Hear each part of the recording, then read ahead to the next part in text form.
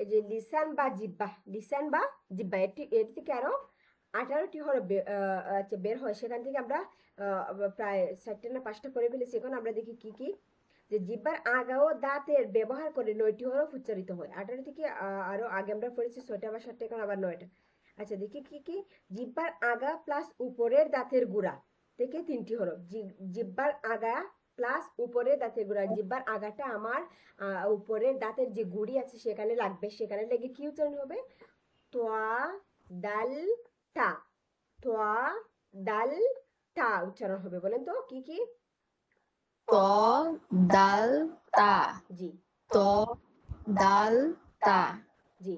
ত দাল তা। আচ্ছা ঠিক আছে এগুলা। তাইলে আমরা এদের যেখান থেকে জিব্বার আগাটা আমাদের উপরের দাঁতের গোড়ার সঙ্গে লাগে, তোয়া দাল তা উচ্চারণ হবে। আমরা তোয়াকে মোটা করে পড়বো তোয়া, এবং তা পড়বো তা পাতলা করে। ঠিক আছে।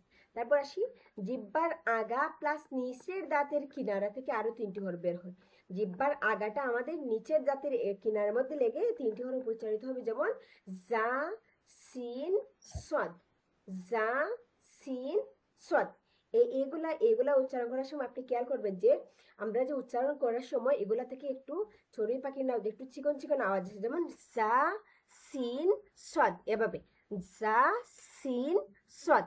মানে এগুলা উচ্চারণ করার সময় একটু চিকন চিকন একটা শব্দের একটা আভাস আসে। দেখেন তো, আপনি উচ্চারণ করেন তো।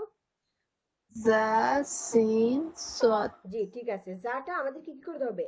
এই যে আমরা জিম, অনেকেই জিম এবং যা এই দুটাকে মিলিয়ে ফেলে, কিন্তু আমাদের যাটাকে পাতলা তবে শক্ত করে পড়তে হবে। মানে পাতলা হবে কিন্তু আমরা এটাকে শক্ত করে, যেমন যা, যা। তারপরে সিন সদ। আবার বলেন তো। জা সিন সদ, আচ্ছা জা সিন সদ।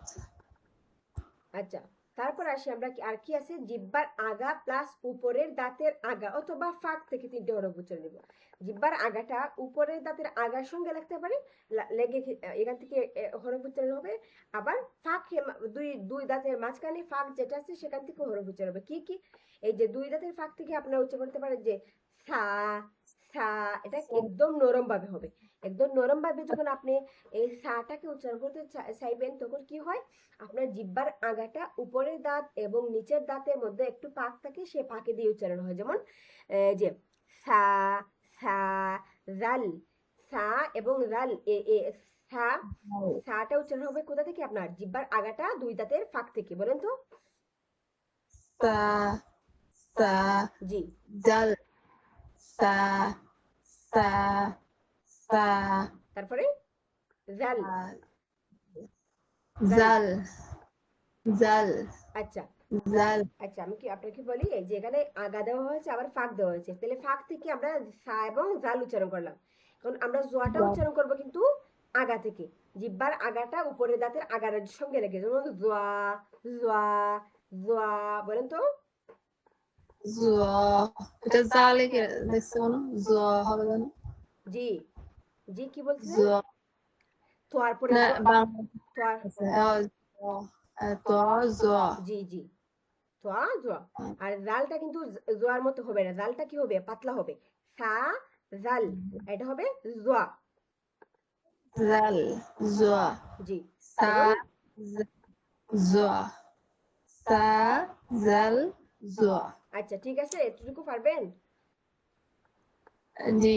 আচ্ছা তারপর আমরা একটু নিচে